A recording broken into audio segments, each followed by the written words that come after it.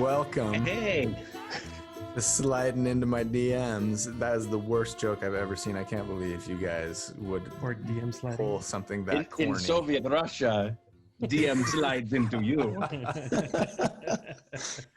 Yes. That was good. Okay, that was funny. How's it going, everyone? Welcome to Sliding into my DMs with all three of my main, I should say, DMs. Happy to have you guys. So we've got Happy to be here. Mr. Rogers. I'm backwards. Mr. Rogers. We've got down in this corner, Corey and Preston joining us today. So thanks, everyone. Yeah. How have you guys been? Have a good New Year. Yeah, really good. I'm still trapped in this dungeon. They won't let me out. But, it's okay. I'm still able to scry commute. Is that a thing we can say for fantasy? Great. Yeah. Nice. You cast sending a lot. Yep. Use all your spells. I'm literally spell slots just on casting sending. it over and over. Yeah. Nice. Well, happy to have all of you guys. I think I'd like to maybe, have more of you on more frequently. It seems like, the more the merrier, and the conversation's always good. So I've got two questions that I wanted to chat with you guys about. and this might be the format going forward as well. Sort of a quick kind of how would you rule this at the table type question, and then maybe a longer, more sort of philosophical question about, how D&D is played at your table kind of thing. So the first question is the quick ruling question. And this has come up fairly recently from one of my YouTube viewers. And it has to do with haste, the haste spell, and how it may interact with a Bladesinger. So as a Bladesingers now, post Tasha's Cauldron of Everything, right? When you hit level 6 and you get extra attack, it says you can make one of those attacks with the weapon, basically, and then you can cast a cantrip for the second attack, right? So here's the question. When you are under the effects of the haste spell, and maybe let me just read that to make sure we're all on the same page. You choose a willing creature that you can see within range. Let's say you're casting it on yourself. Until the spell ends, the target's speed is doubled. It gains a +2 bonus to AC. It has advantage on dex saving throws, and it gains an additional action on each of its turns. That action can be used only to take the attack, dash, disengage, hide, or use an object action. But it says if you use it to take the attack action, it says in parentheses, one weapon attack only. So the question is, as a Bladesinger, if I'm hasted, can I make one weapon attack and 2 cantrip attacks? Especially maybe if one of those cantrips is the Booming Blade cantrip, which as part of it is you making a weapon attack? Or would you rule that no, 2 of the attacks have to come from your actual weapon, short sword, whatever, and then you only get 1 cantrip, even if that cantrip is the Booming Blade cantrip? What's the call? Do you want me to give you the right answer, or do you want them to talk about it first? If you're the DM, it's the right answer. But if somebody differs, and it's their table. I mean, obviously, I think the theme of this show should be whatever your DM decides is usually how you rule it. Yeah, sure. However, there's two very important points with haste and cantrips that I want to bring up. One is that unless you have an ability that lets you cast an extra cantrip, you could only cast 1 per turn as an action. Like sorcerers get their double quicken spell. They can do quicken spell. Yeah, and I think that's the only one that I can really think of. I don't know if either of you have any other ideas on that. So even if you could cast 2 cantrips a turn with haste, you wouldn't be able to because you can only cast 1 cantrip. However, the other ruling is that haste specifically says the attack action is 1 weapon attack. There is no really leeway in there about like one of your extra attack or one of your attacks. It really says one weapon attack, so that's all that you can do with it. And that kind of leads into kind of what my gut reaction was for it too, is like usually when you see something that says one attack versus one spell attack versus one, like when it gets more specific, using my programming brain or whatever, like CSS, for those who are familiar, it gets, the more specific you are, that takes precedence over the more general roles. And I believe that's also in the DMG is, whenever there's a more specific role, I usually kind of err on the side of whatever that more specific. So if it says a weapon attack, yeah, I think you could do that. That's booming blade cantrip, but doing it multiple times, I don't know if at least at my table, I'd probably roll the same as what Corey's saying. Opposing viewpoint? Nope.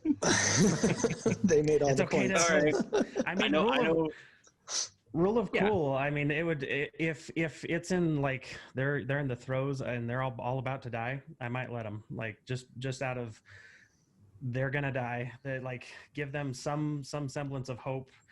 And maybe it's powered by divine some kind of a, if they've pleased some god somewhere, or maybe there's a give and a take. I've given you this power. Corey, you've had it in our campaign. That was a similar thing where there's a give and a take where you get this, but there's going to be a cost that comes from that later.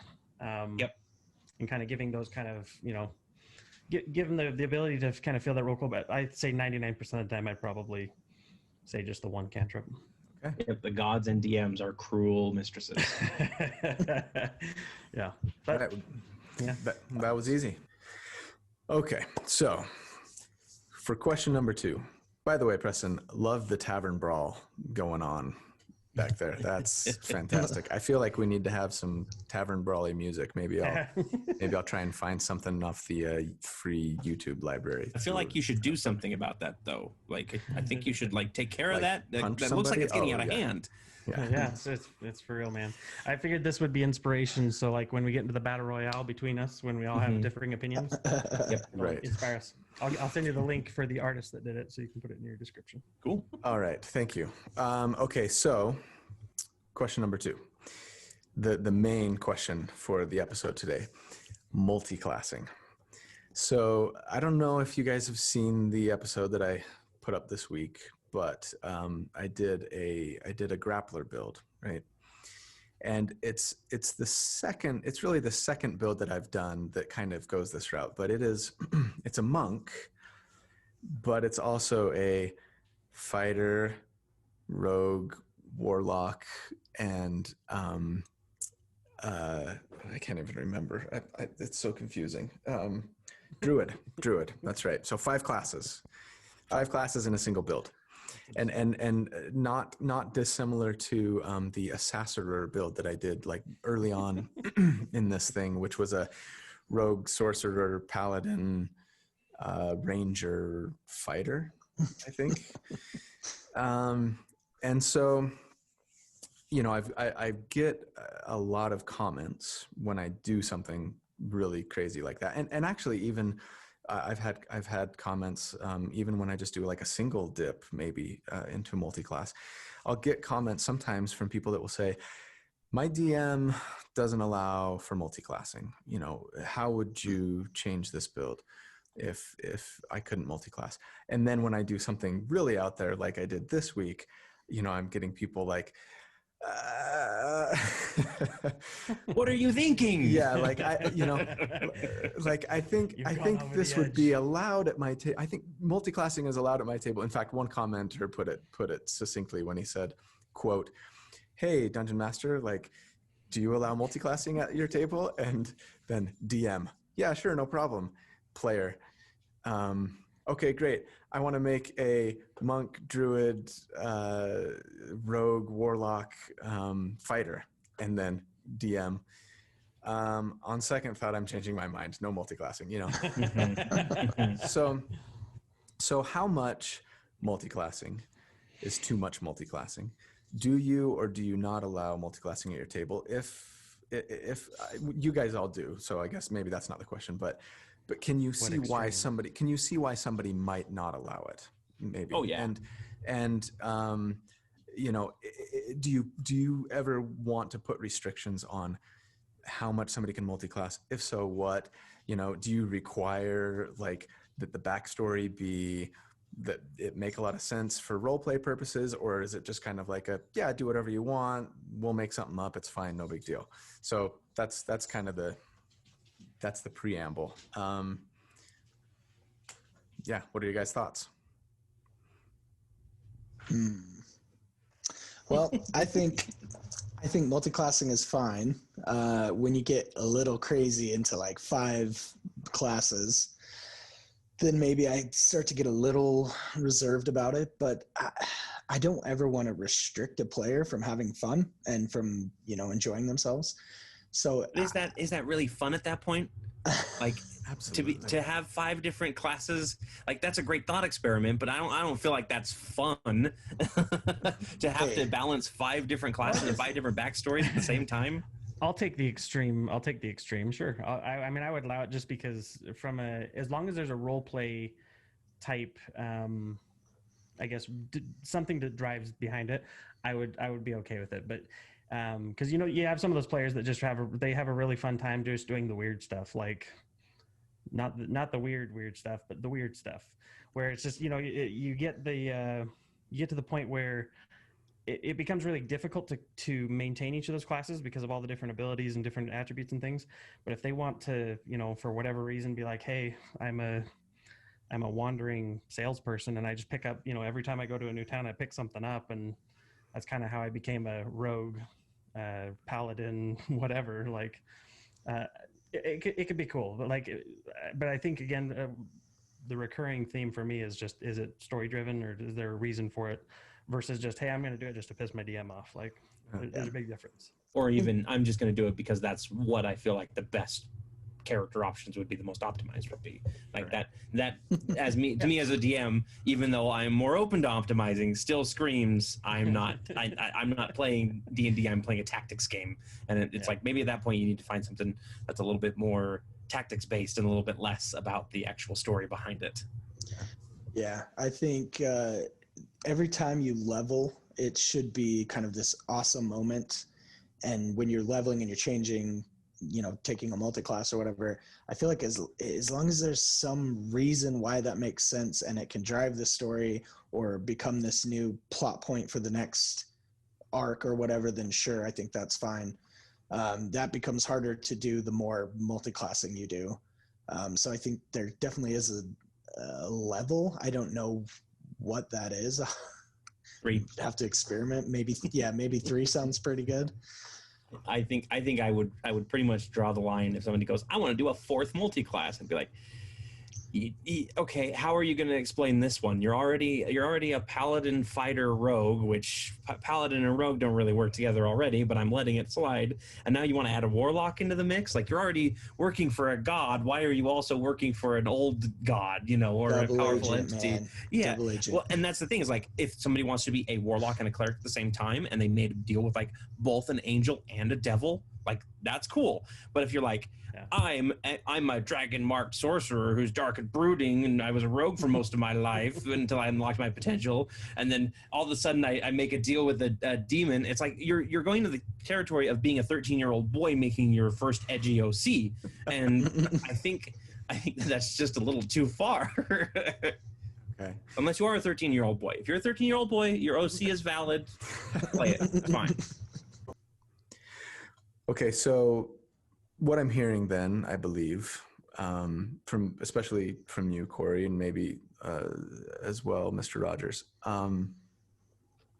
is you're okay with multiclassing as long as they've got a good way to kind of work it into the narrative, make it make sense for their character in a way that's believable, and as long as you don't take it to extremes, as long as the story comes first, not the numbers. Is that fair? and I see two situations here. I see situation number one: your character starts out at level 1, and you start progressing in the story, and you tell your DM, "Here's the build that I want to go for. I know it's very complicated, but let's work together to create a story where I can have all of these different multi-class opportunities come up and take them."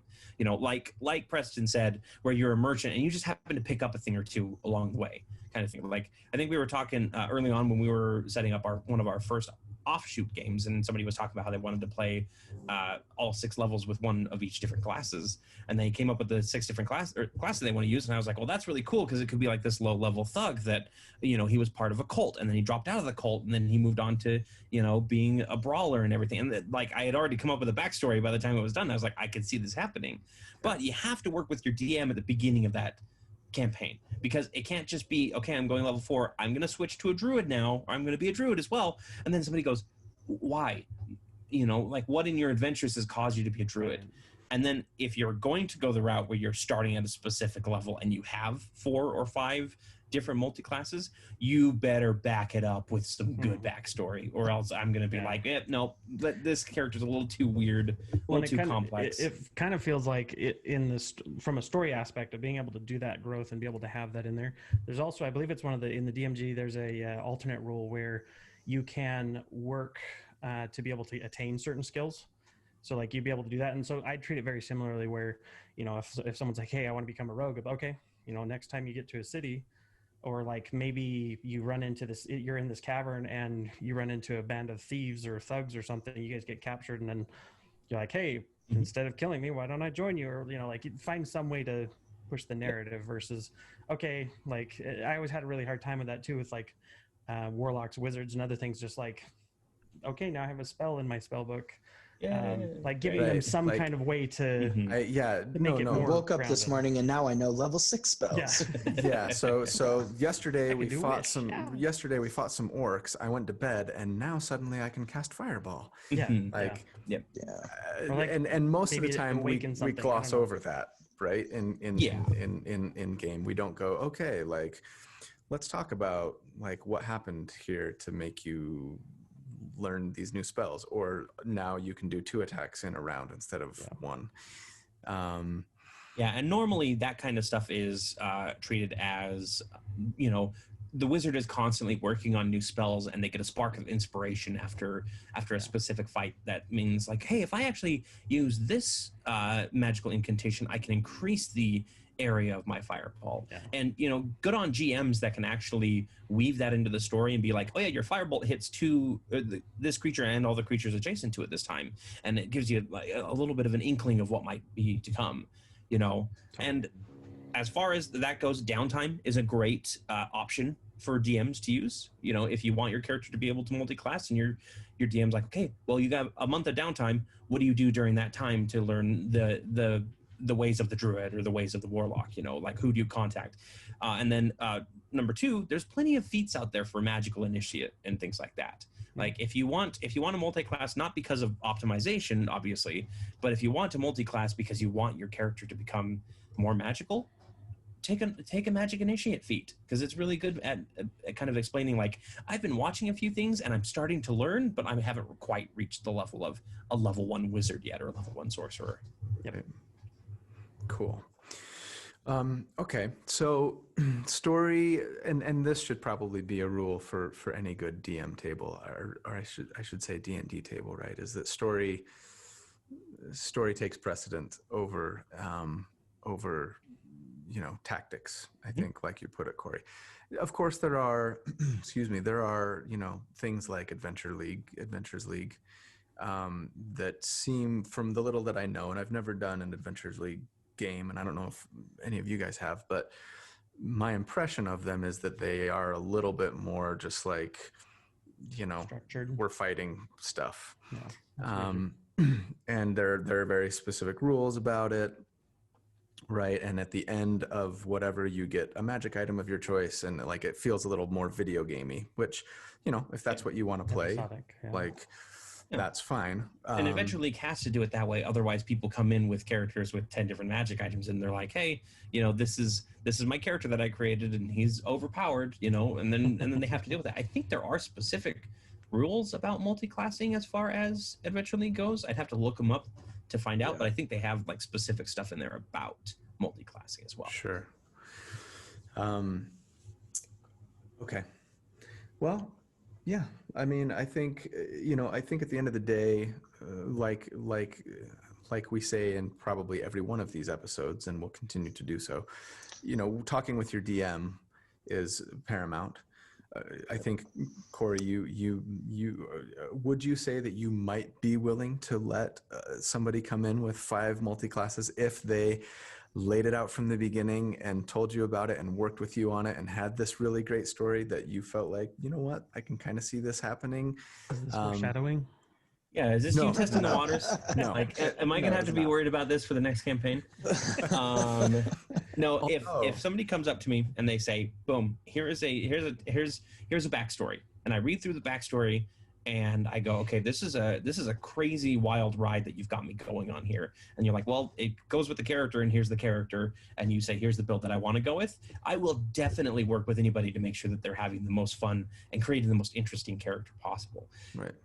I might try and have them shy away from using that many multi-classes, be like, okay, is there a way that we can limit this? Because there's a lot of different plot points that I'm going to have to kind of tie into one character here, and that might detract from everybody else's experience. And you have to kind of help your player realize that, they're not the only person in this game too. There's all these other people that need to have plot points, so it might be a bit harder for them. The DM can only be stretched so thin amongst every player's, backstory.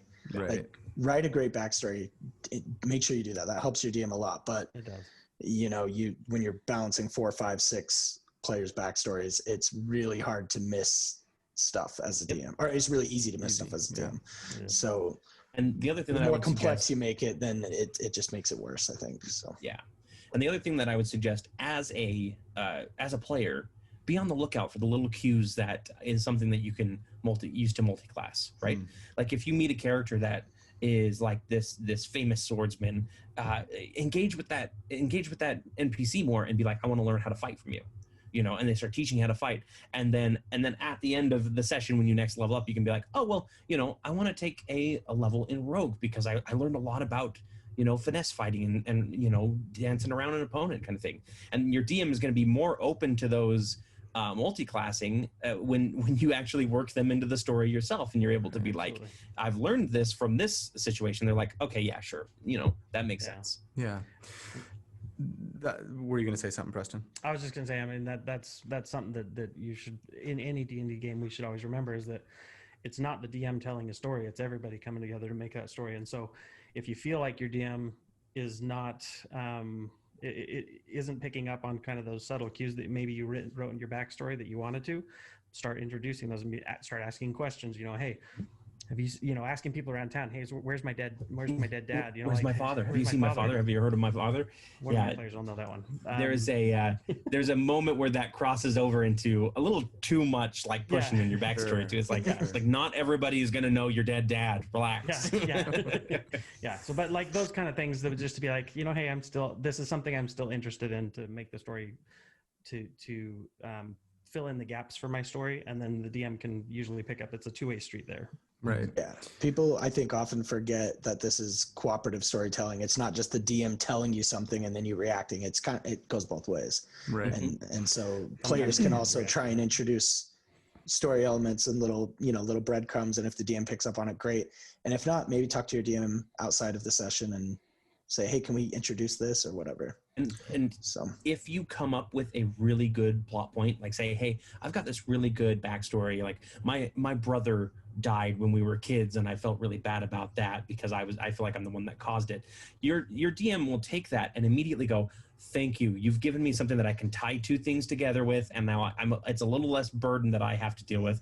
And suddenly you've got an undead brother running around. Yeah, I was going to say that sounds really familiar. Actually, I feel something like about a heist. I may have experienced that at some point in the game, and I let him go. Yeah, and I still live with that at night. But it was a great, it provided for some great story moments, no question.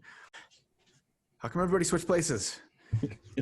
This episode this episode is having some serious continuity issues. It's like we're in an episode of Black Mirror. Okay, so getting back to kind of what we were just alluding to, Corey, you were alluding to a campaign that we did previously, and it just got me thinking, like, speaking as a player, right?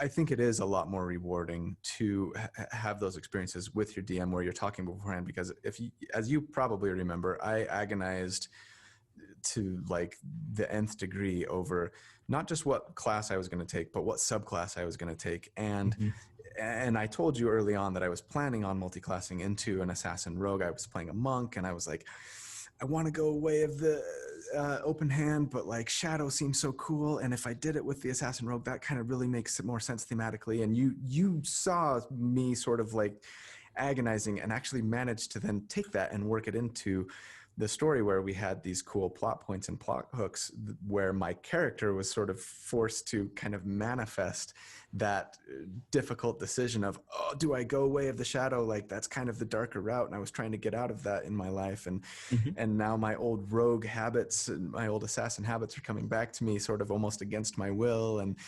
And actually, at the end of that character's 2-year story arc, not to ignore what was going on with Mr. Rogers and Preston's characters, but I had this great like redemption moment where you let me respec and into a way of the open hand, and I kind of finally got rid of my old sort of shadowy rogue ways, and it made for a really cool story, and it was a great way to work in kind of the multi-classing thing. But I think is a good example of just how a good DM, when you work with them and talk with them, they can really kind of take your backstory and your ideas about multiclassing and stuff like that, and really kind of let you it just really can enhance the experience that you and I guess everyone else hopefully at your table has about your character's progression, right? Yeah. Yeah, and it was a lot of fun to actually work that in there, to be able to be like, okay, well, I know that he's agonizing about this choice that he has, so I'm going to present him with the easy road, and I'm going to present him with the more difficult path. And I took and you the ended easy up road. you ended up taking the easy road for a bit there, and then it came down to that final fight was approaching that final moment, and this was Tyranny of Dragons campaign, for those of you who are wondering. And you guys had like a month where you could do what you needed to, and you full on went up to the character that at the beginning of the campaign offered you the hard path and asked for help for redemption. Yeah. And you basically purged yourself of this way of shadow and everything. And it was a really cool character moment for you to come back in and be this shining beacon that had basically all new abilities to help fight off evil and everything like that. I did similar things with the other characters too. Preston's character, I remember, full on made a deal with a Fey deity. And Mr. Rogers had this whole thing with a vampire. It was pretty crazy there. And I can't remember exactly what we did for the final fight for you, but you had something going on. I think I started taking on, I had the choice, like I could dip into some vampire power, but it came at a cost. And so it was like very reserved, only wanted to use it in the most like dire of circumstances. Oh yeah. And I mean, we had our barbarian too, that I basically gave them a cursed wish spell as part of their final thing. And it was one of those things where it was a lot of fun opportunities because people were coming to me with these great ideas, and I just got to break them apart and expand them into the greater continuity.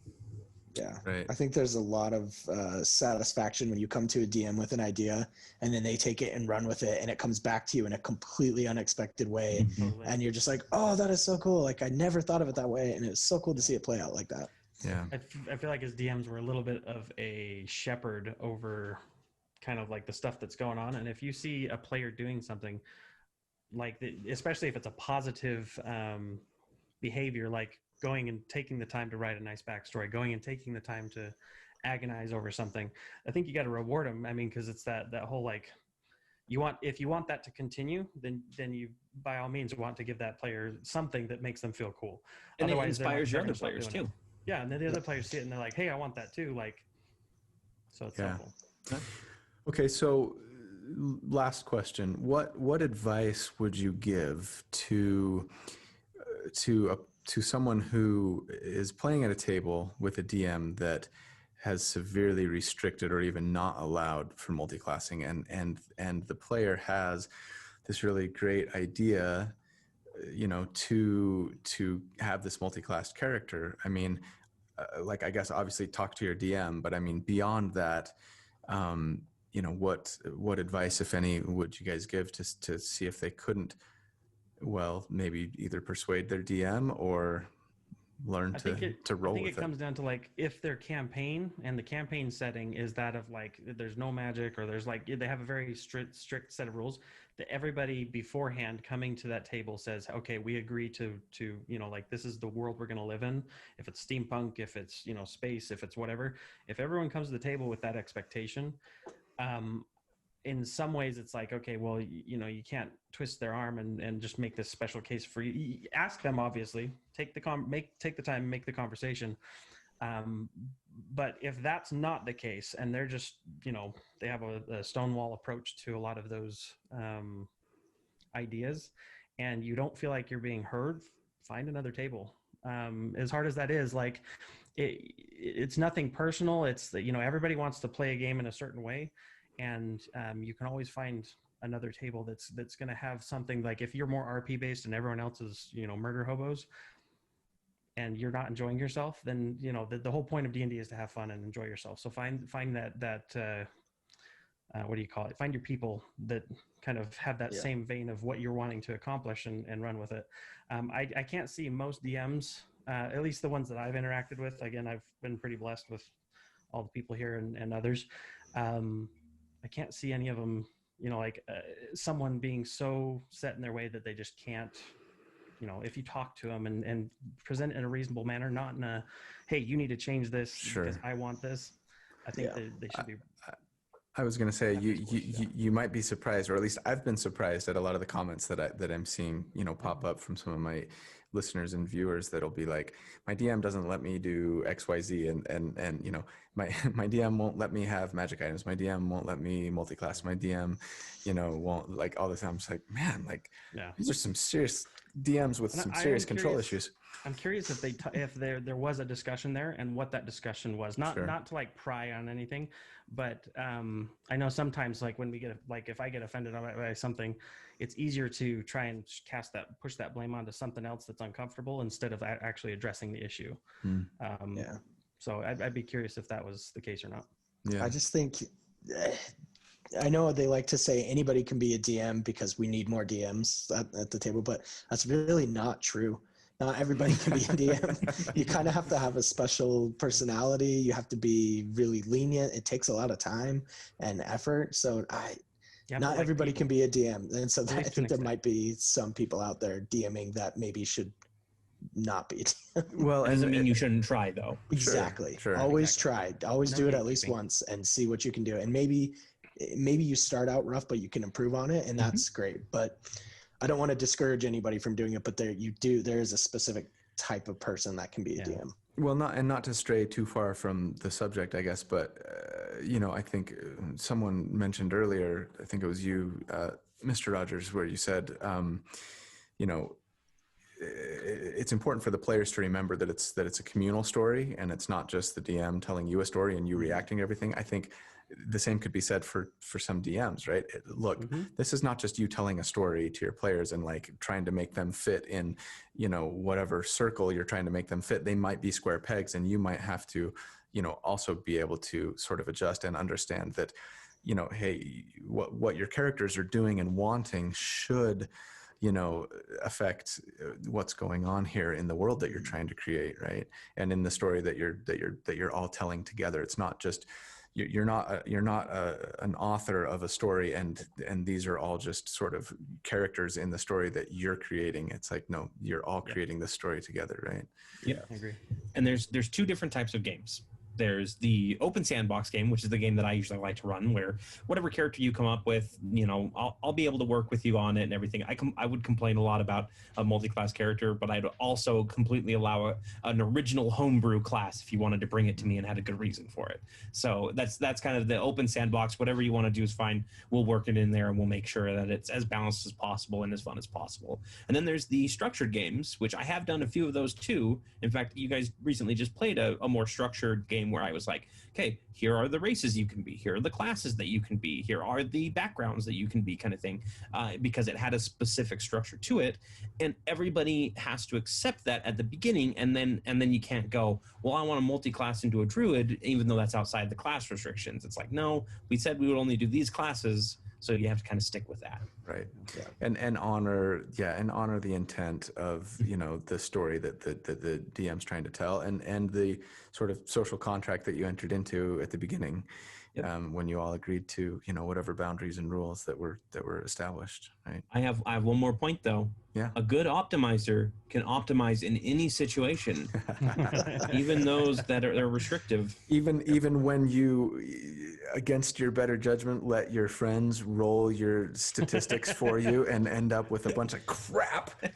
Sorry about that 6. Oh, that was my It was a bad. gross moment. That was rough. But you know what? I made it work. I made it work. And that's the thing is that's part of the fun of this channel. And I think once you get through these more like succinct, like this is the best build, this is the best build, this is the best build for these classes, then you can start doing like limiting, like, okay, I'm going to be a fighter, but I could only use daggers as a fighter, and let's see how we can optimize the best dagger fighter. Mr. Rogers and I were just talking about this at lunch today. Yeah. I think next week's episode I might put some arbitrary restrictions on myself for this thematic idea that I have. I've that's a nice recommended segue. a few different ones on your channel in the comments, which you can do in the comments below. But I've recommended a few different, like what would be the best like cold weather build that you would want to make, and what would be the best, centaur, like centaur lancer build kind of thing. Which I'm still waiting for that centaur lancer, by the way. It's on the list. It's just far down. Far down on the list. All right, cool. Well, you'll be happy to know, Corey, that that for the build that I did this week that had 5 different classes, in the Discord, and after kind of thinking about it, talking about it with a lot of my viewers, going to the Discord channel and kind of evaluating and analyzing, if I were to build this character in game, I think I would probably cut it down to 3. I think I'd probably go fighter, ranger, monk. Yep. And cut the druid and warlock and rogue levels. Not Discord because did I say Discord? Yeah, sorry. Yes. People have asked me to do a Discord channel and I sitting here haven't read it. Yeah, I read it. Thank Yeah, you. I was like, I haven't joined the Discord yet. And it has nothing to do with the fact that I can pick up expertise with Ranger now, and the class was too mad, and I needed more feats and ability scores, and it's purely because of story. Oh yeah, sure. 100% story.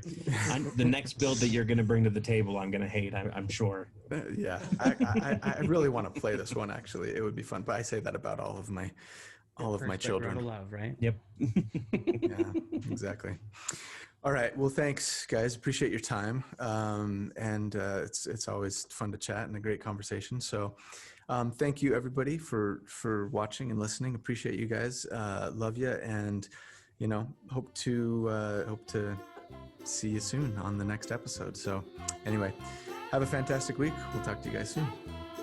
Bye. Yeah.